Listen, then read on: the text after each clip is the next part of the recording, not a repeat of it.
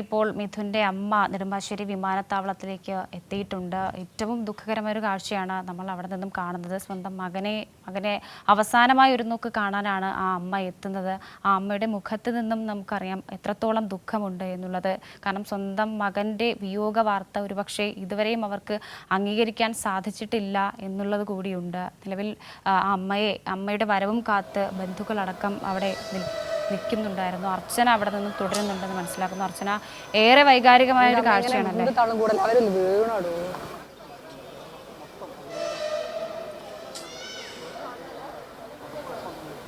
അർച്ചന, കേൾക്കാമോ?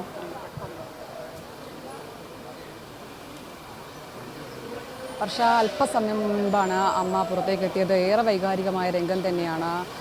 മകനെ, അതായത് സുജിനെ കെട്ടിപ്പിടിച്ച് കരയുകയാണ് അമ്മ. നമുക്ക് വാക്കുകൾക്ക് അതീതമാണ് അവരുടെ വേദന വിവരിക്കുക എന്ന് പറയുന്നത്. അതിവൈകാരികമാണ്. കാരണം തീരാവേദനയോട് കൂടിയാണ്, അത് തകർന്ന മനസ്സോടുകൂടിയാണ് അവർ ഇവിടെ എത്തുന്നത്.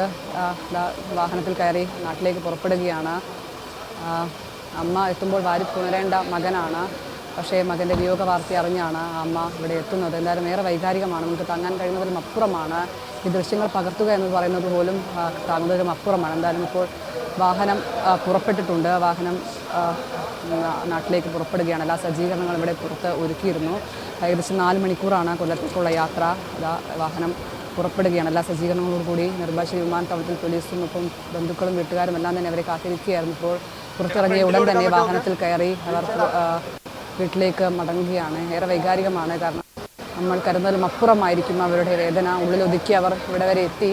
ഇപ്പോൾ മകനെ കണ്ടപ്പോൾ അവർ പൊട്ടിക്കരയുന്നതാണ് നമ്മൾ കണ്ടത്.